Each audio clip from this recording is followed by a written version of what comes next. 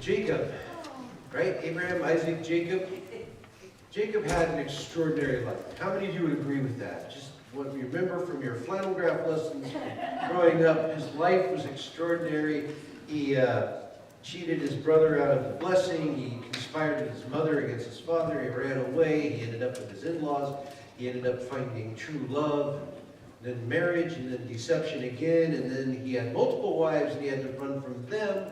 His whole life was a pattern of ongoing sort of hook or by crook, scheming to try and find the best deal for himself. Always he's desperate to be blessed.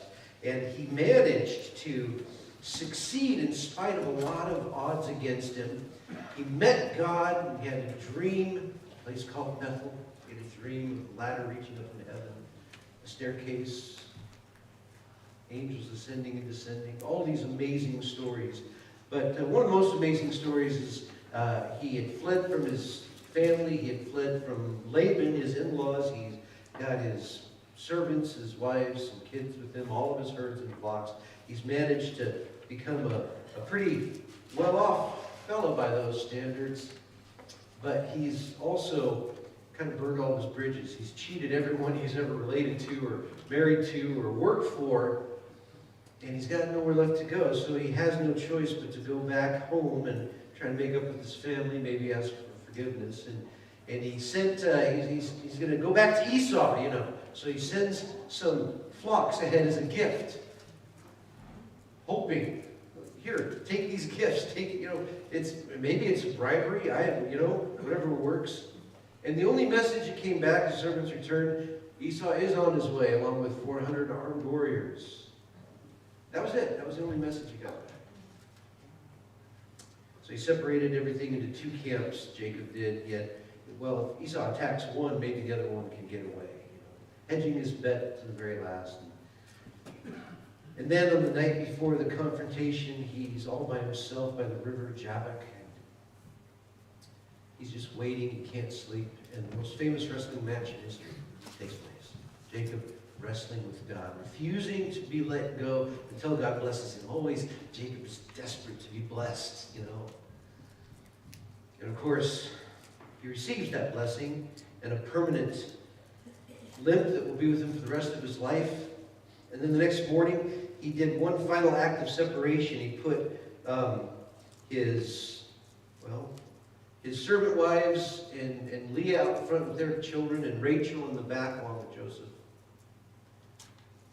And lo and behold, his reconciliation with Esau turned out to be a beautiful, touching family moment. I encourage you to read that sometime. When we get to this part in Genesis, we tend to almost sort of just kind of forget a little bit about Jacob. He becomes a minor character in the story of Joseph because Joseph's story is even more dramatic than Jacob's, if possible. What I want to do today is I want to consider the story of Joseph not as primarily as Joseph's story, but as the resolution of Jacob's crazy busy life. I want to look at the story of Joseph, but just through the eyes of Jacob. Jacob didn't make it easier on himself, that's for sure. There are three quick little incidents in the life of Jacob as regards Joseph. All right? How many of you, well, you don't have to raise your hand, please, but how many of you have stories in your family which still there's some bad memories associated with it? It was the car incident or the dinner at Denny's incident or whatever. I think most families have that sort of thing, and Jacob's family was no different. There was the incident of the coat. Joseph got a beautiful multicolored coat. Actually, it was probably a robe, but this is the best I could do here.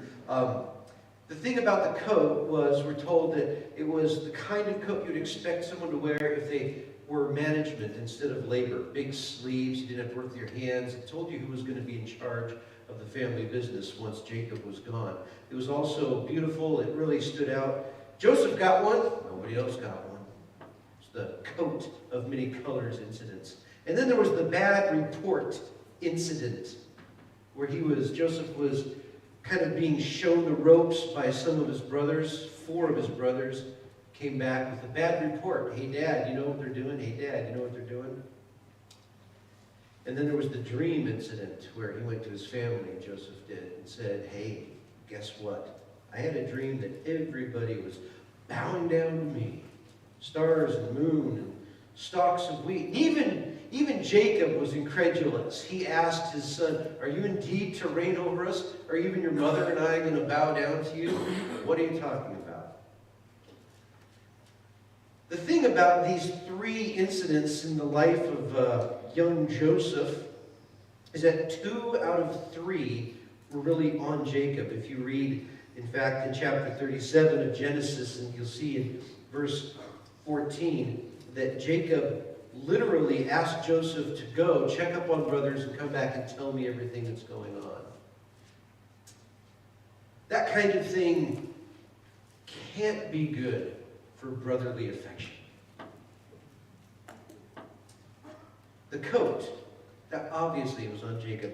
Now, Jacob had nothing to do with the dreams, but it does tell me that some of these things that caused bad feeling between Joseph and his brothers probably could have been avoided or at least sidestepped a little bit, but they weren't.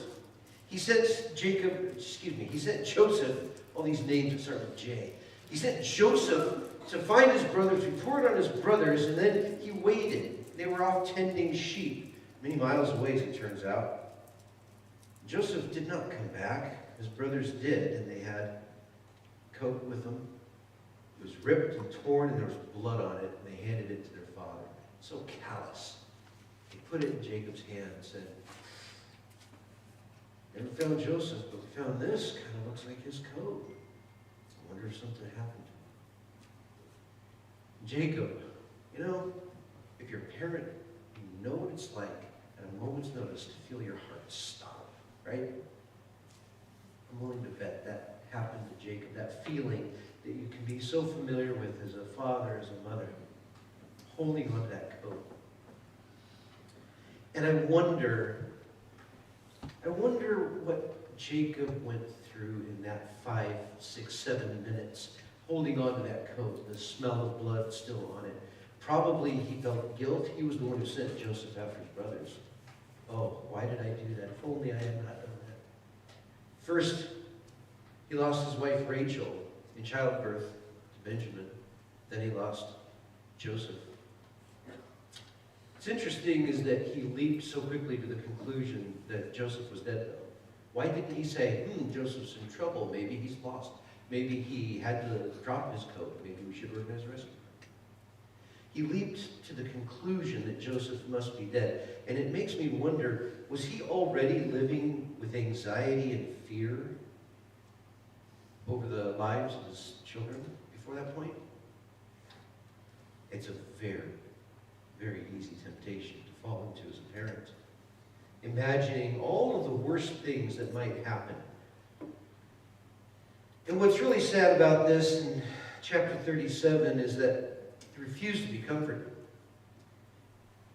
It says his sons and daughters rose up to comfort him, but he refused to be comforted. He said, no, I'm just going to go down to Sheol to my son mourning. Thus his father wept for him. You know, it's possible to choose grief. It's possible to choose to remain in a place of sorrow, sadness, and grief.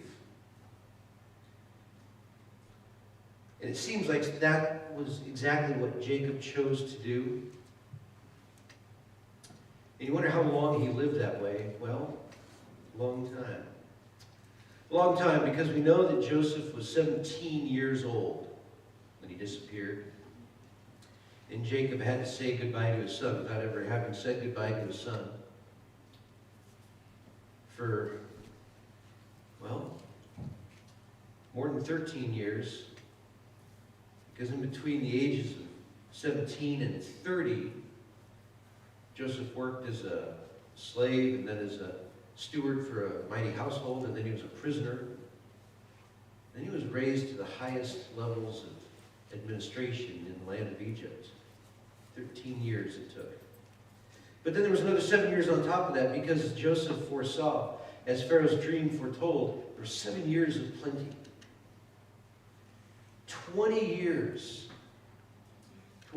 Jacob lived with that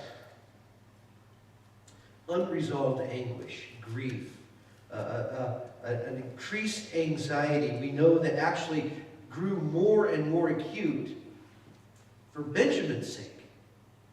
Because of all of his 4 wives, 2 of his sons were sons of his favorite wife. I say favorite, you're not supposed to have favorites. That's why you should only ever have the one spouse at a time, is what I'm saying. Amen. Thank you.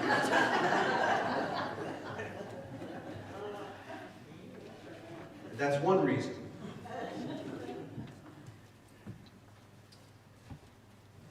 Joseph and Benjamin. Well, Joseph is lost. Rachel is lost. And we're going to see, of course, that all of the fears and anxieties he felt for Joseph's sake were probably double, triple. Now, Benjamin has to carry that. The weight of that fear, that sort of fear that was placed upon his shoulders by his father. 21 years after Joseph's disappearance, a famine now has been going on. It's a profound one. It affects Egypt. It affects the Middle East, the Levant, Canaan as it was called.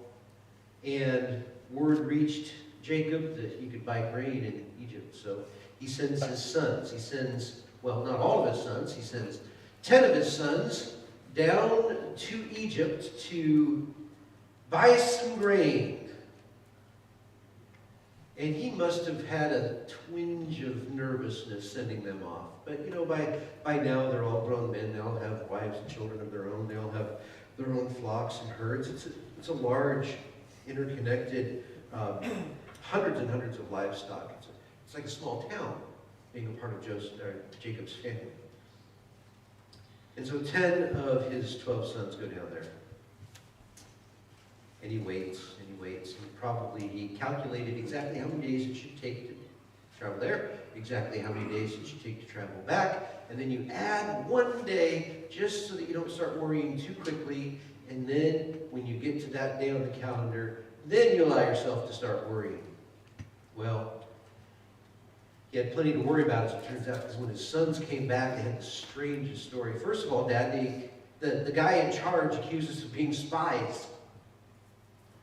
He accused us of being spies, and the only way that we could prove that we're not spies is if we take Benjamin down there, and then he gets to meet Benjamin.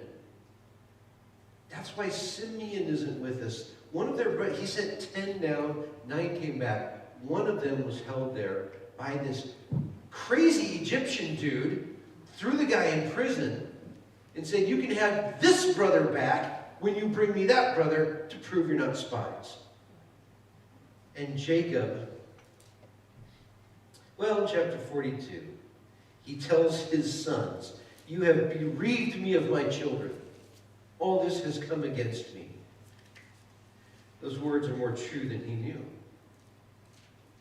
And I wonder what it felt like for his sons to hear their father say that. What's interesting, or one of the many things that's interesting about Jacob's story at this point, is that this is the first time I can detect Jacob saying anything where he really has an overflow of concern for the other kids besides Joseph and Benjamin. Simeon is gone.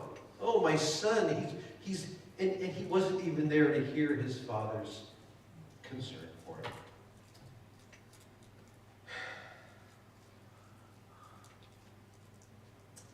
All of these things are against me. Everything is against me. Woe is me. You know, Jacob didn't just have an interesting life. He had a good life. God blessed him a lot. But he didn't sound like someone who's grateful for all his blessings, does he? I think it's very often true that when you lose the one thing that's most important to you, you feel like you've lost everything. That's why it's so very important for us to invest all of our affection and all of our real love for Jesus Christ. Because then, everything else you lose, well, you can't take Christ from me. That point of view would certainly have helped Jacob if he had valued his loving, promise-keeping God even above his children. But don't know that we can say that. Don't know that we can say that. Reuben, the oldest, steps up and says, hey, let us take Benjamin. If we don't bring Benjamin back, you can kill my sons. Like that's really going to help Jacob feel better. For Jacob, family was all important. Reuben was obviously being just, he was exaggerating beyond what you would think reasonable or normal. But then Jacob responds, he's adamant, one more grief will kill him. One more sorrow will put him in his grave. He says this. He says, my son shall not go down with you. His brother is dead, and he's the only one left. If harm should happen to him on the journey that you are to make, he would bring down my gray hairs with sorrow and shame. He's literally telling his other remaining sons that they're going to kill him. They're going to kill him with sadness. I often wonder how Jacob and his sons would have done on Dr. Phil. I do. I'd watch that. And I never watched Dr. Phil. The famine drags on. We know that it was upwards about 2 years into this famine. They've got to go back. They've got to do something. So he insists that they've got to go. Judah insists that they've got to go back to Egypt, but he says, but not without Benjamin. And of course, Jacob blames his sons again for this. Another fine mess you've gotten me into. He says in 43 in verse 6, Israel, another name for Jacob, Israel said, why did you treat me so badly as to tell the man that you had another brother? It's got to be a violation of some sort of, Privacy Act or something. And we didn't know what he was going to say. He asked about our family. What were we supposed to do? And then Judah makes the offer that Reuben maybe should have made in the first place. Judah says, you can hold me accountable. I'm not saying kill somebody if we don't bring Benjamin back to you. But if we don't bring Benjamin back to you, you can blame me. It's all on me. I will take responsibility for Benjamin. The attitude he should have had 23 years earlier for his other brother. That's an important moment. And I doubt that Jacob really realized how important it was for his sons. They reach that moment. So this is what he does. He says, okay, you can go, you can take Benjamin. Take some gifts. Take some pistachios and take some myrrh and take some spices. Just like with Esau, sending these gifts. Hope we can buy our way out of the situation. Boy, Jacob just didn't change, did he? Bargaining. It's one of the oldest, surest instincts that we have. Sometimes we even try to bargain with God if we think that we're in danger of losing something. And then he gives this sort of half-hearted little, if I am bereaved, I am bereaved. He's almost gotten to this point where he's nihilistic about it. And he sends them back to Egypt. And off they go. And then he waits. Again, he waits. There's plenty of drama taking place down there in Egypt, which is a wonderful story. I hope you read this week. Last part of the book of Genesis. It's a great story. But while they're down there, he's waiting. And he's thinking about, oh, if only this had happened differently, if only I had done that. Waiting is one of the hardest things. In a waiting room in a hospital or at home, you're waiting for your phone to ring. It's so tough. It's torture. It's torture. Finally, he sees them on their way back. Only he can't maybe tell at first what he's seeing because there's all this extra stuff. They went down there with donkeys. They came back with 20, 30 extra donkeys and wagons loaded down with stuff, sacks of grain and goods from all over Egypt. It probably would have included bags of barley and lentils, onions and garlic and dates and figs and casks of beer and flax for making rope, dye, all kinds of things you could only get in Egypt. And most importantly, he counted 11. Not only Benjamin came back to him, but Simeon is being returned to him. What a sigh of relief. But then he must have wondered, how in the world could they have afforded this caravan full of stuff? It's like Christmas. And they approach and they start waving at him. They're shouting. When he finally gets one of them, maybe all of them at once, they surround him and they tell him, Dad, I'm not going to believe this. Joseph is alive. And he's the guy who's running Egypt, and he's the one who sent us to bring Benjamin back. It's Joseph, your son. One of the most important things that tells us about these 22 years that Jacob had spent mourning Joseph is found in chapter 45, verse 26. It says this. It says, they told him Joseph was still alive and he's ruler over all the land of Egypt. And his heart became numb because he didn't believe them. His heart became numb. He'd spent so much time, sadness and sorrow. He'd spent so much time nursing his loss and agonizing over the things that had gone wrong. He was almost immune to joy.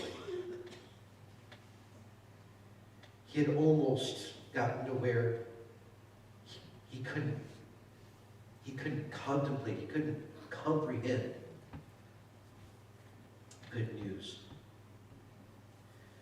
Finally, the truth manages to get down deep enough into his heart, into his mind. 22 years after he had to bury Joseph in his heart, he finally begins his own journey to Egypt. And we know that there were 70 souls, all of Jacob's extended family, his sons, wives, his grandsons, great-grandsons, on the way down to Egypt with their flocks and their herds. And they were going to Goshen, and Joseph was traveling up towards Goshen to meet them there. And that reunion, that's another one of the most beautiful scenes of reconciliation anywhere in Scripture. And finally, they come face to face. In chapter 46, that reunion is described for us. I think with some restraint, because how would you respond in that kind of situation?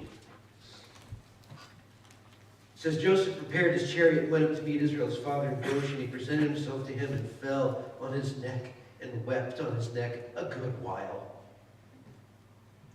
They just cried for joy together. And Israel said to Joseph, now let me die since I have seen your face and know that you are still alive. This Jacob, he's something else. First he's so miserable he wants to die, and then he's so happy that he wants to die. What in the world? What in the world? So he finally meets Pharaoh. Joseph brings Pharaoh, this is my dad. This is the guy I've been telling you about. This is Jacob.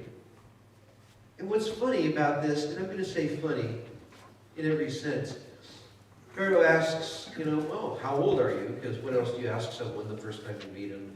Jacob says to Pharaoh, the days of the years of my sojourning are 130 years.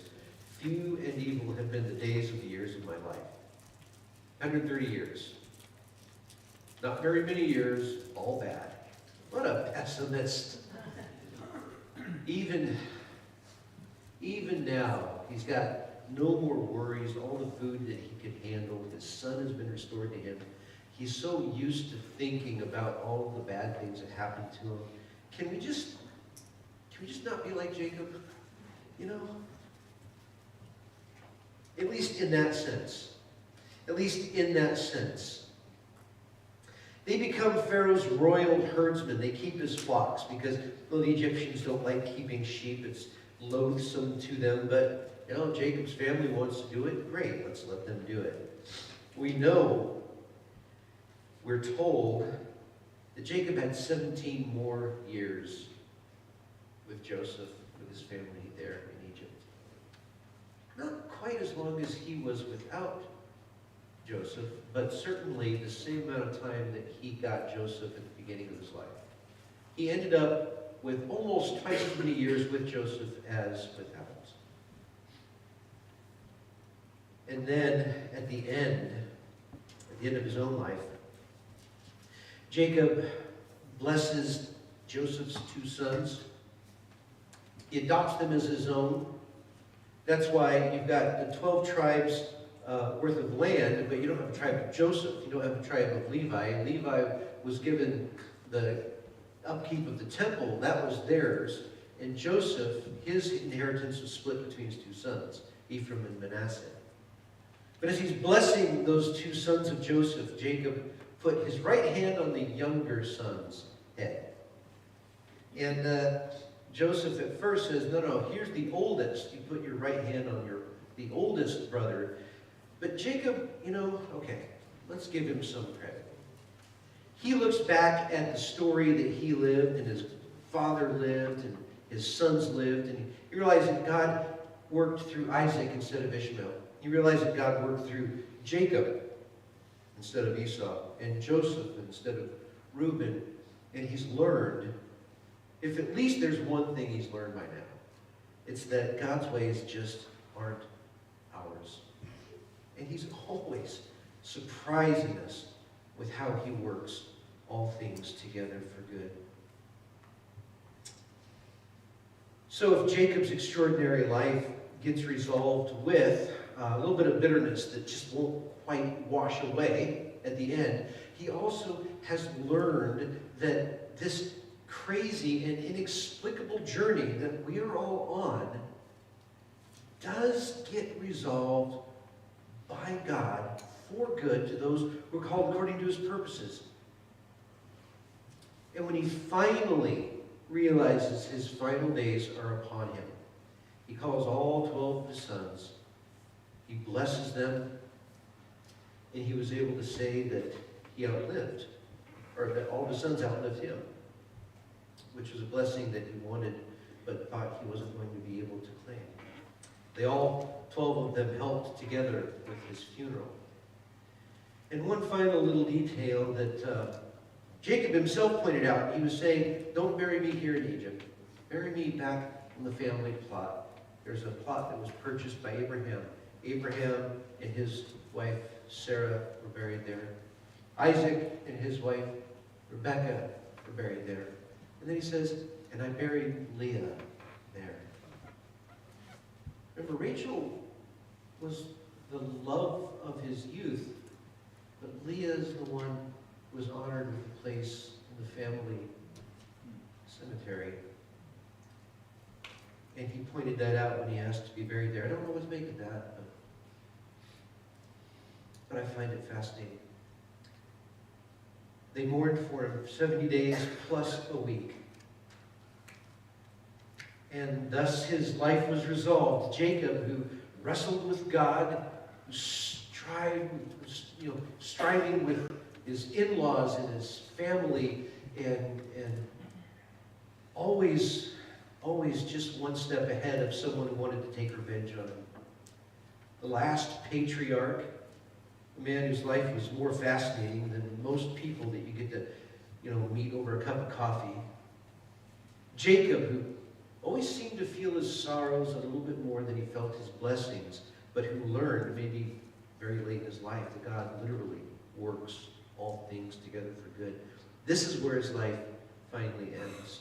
And his life is extraordinary, partly because of how much it has to teach us, how much it has to show us, how much it has to represent to us.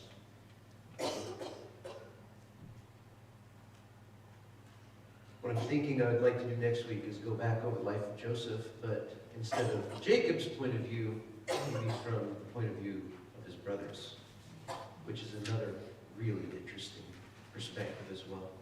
In the meantime, I'm going to ask you to pray with me as we close the service.